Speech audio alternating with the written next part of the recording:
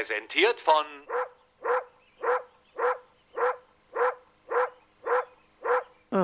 Dieser Hund kann einem auch alles verkaufen. Zunächst ein Nachtrag zu unseren Pflegeheimenthüllungen. Greise im Eise. Wie sich herausgestellt hat, war das Altenheim angemessen beheizt. Der Streifen, den Sie gesehen haben, war ein Bericht über ein Pelzlager.